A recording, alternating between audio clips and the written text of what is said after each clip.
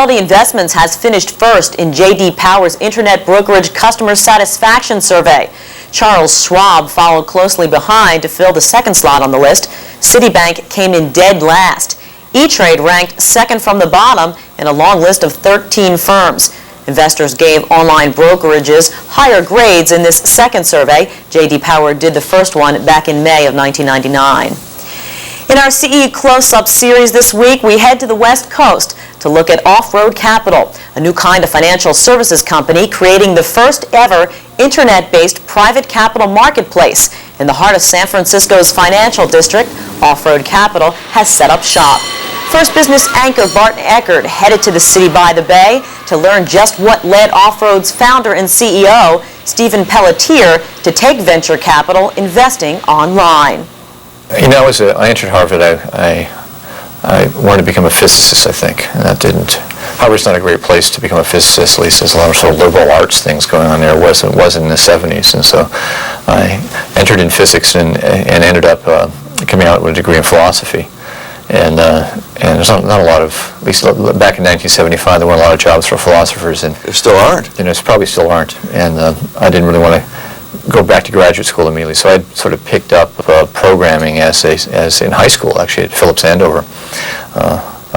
And so, you know, some jobs there in 1975. And Ray Kurzweil, you know, he wrote this Ray's sort of a pundit these days about artificial intelligence. He had a company called Kurzweil Computer Products that was doing a reading machine for the blind, and that sounded like a pretty cool thing to do. Okay, yes.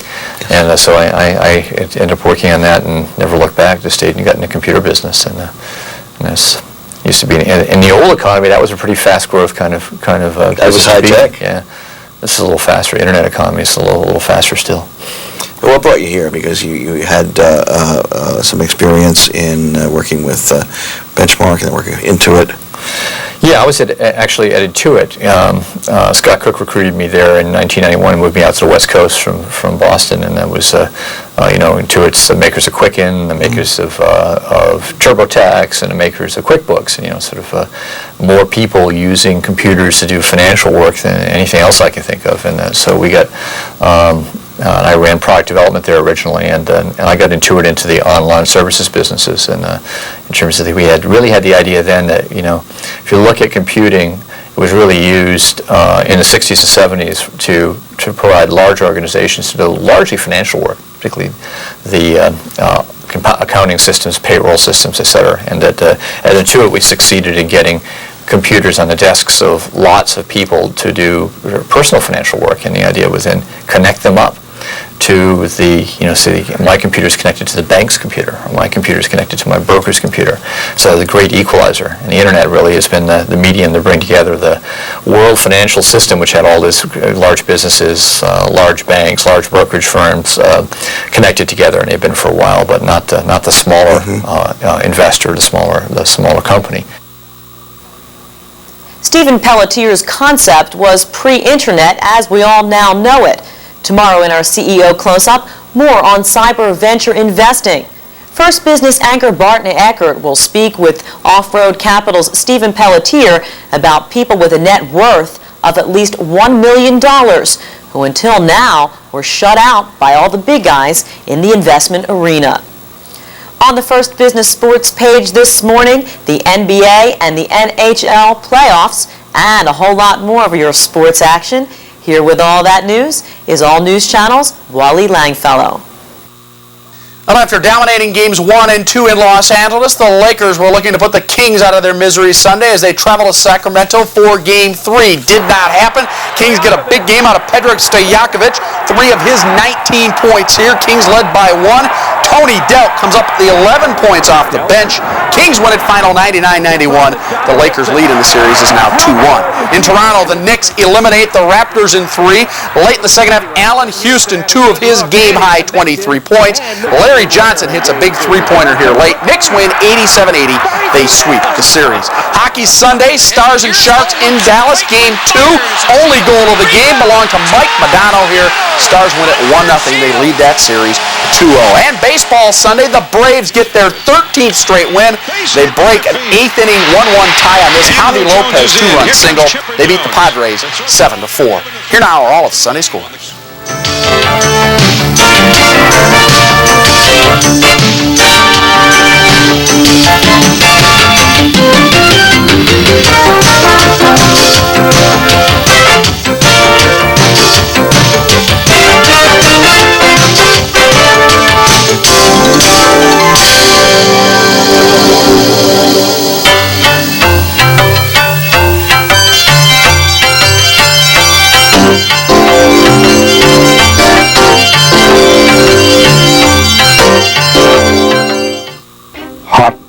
hackers, midnight surfers, best friends, TV experts, handshakers, ex-neighbors, family brokers, online pokers, smart cookies.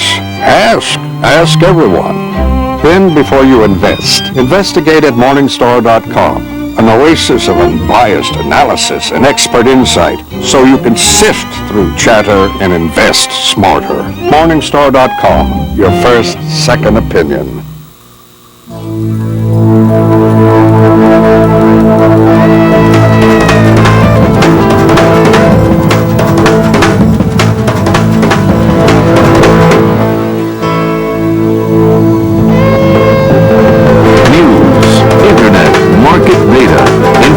Systems, research, television, around the clock, around the world. Reuters, the business of information. Are you one of the millions of American males who would like increased sexual energy?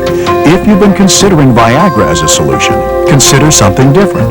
All-natural Enerx. Clinical studies show various ingredients of Enerx enhance sexual energy, increasing desire, performance, and satisfaction. Enerx is all natural with no side effects. With Enerx, you'll feel the increased energy within minutes and with no chemicals. We're so sure you and your mate will be completely satisfied. We'll offer you a 30-day, no questions asked, full refund. Enerx stimulates sexual energy by expanding the blood vessels, causing increased blood flow to specific areas of the body. Unleash the power of Enerx now. Call 1-800-382-2680 in the next 10 minutes and find out how you can save 30% off the retail price. Take advantage of our special TV offer. Call 1-800-382-2680.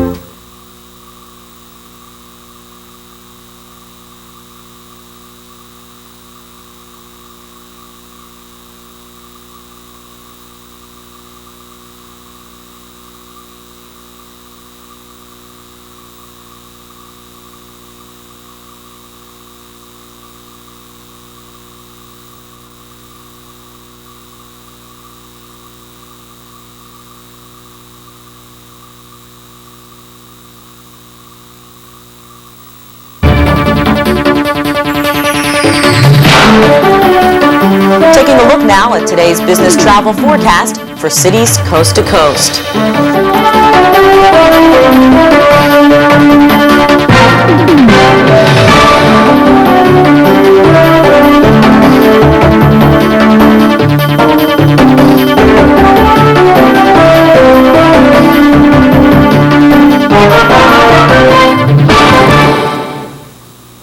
Looking ahead to tomorrow morning, thunderstorms from Idaho stretching east all the way to Georgia and extending south into Texas. In commodities trading, a mixed session for grains as investors took some profits on forecasts of stormy weather headed into the Midwest. July wheat up just under a cent a bushel, July corn off 2 1/4 cents per bushel, and July soybeans down almost 6 cents a bushel. On the Chicago Merc, live cattle and pork bellies both down on the day. The World War II submarine drama U-571 torpedoed to the competition at the box office over the weekend, holding on to the top spot for the second week in a row. Debuting at number 2, The Flintstones in Viva Rock Vegas, premiering in third place, Time Traveler Thriller Frequency.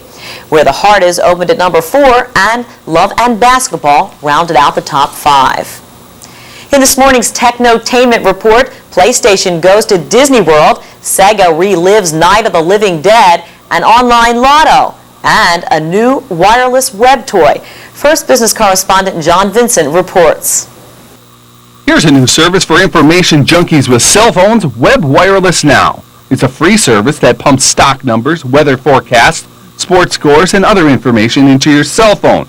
There are no hidden costs like long-distance charges, but you will get hit with a mix of ads in with your news. Here's a website that wants to blast you with ads by appealing to your greed. IMustLotto.com is holding a perpetual lottery for $50,000. There's a drawing every 60 minutes, and you can enter the lotto 3 times an hour. Of course, picking 6 numbers out of 64 leaves you with pretty long odds. You're more likely to get hit by lightning.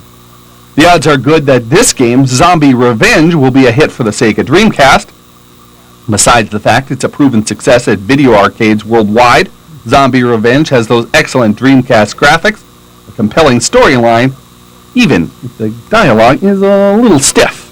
Are we still following this guy? He's the one making the zombie. To catch him, we have to follow. The game is extra difficult because it's really hard to kill these zombies. They have a nasty habit of getting back up after you've shot them down. Price for the privilege of trying, $40. The newest race game for Sony's PlayStation lets you compete inside a virtual Disney World as a classic Disney character. There are races on water, snow, ice, and through a jungle, and there's also a multiplayer mode. It's available on PlayStation now, but will be coming to other platforms soon. It sells for $39.95, which is a couple of dollars less than a one-day admission to just one Disney park. With This Week in Technotainment, I'm John Vincent, First Business.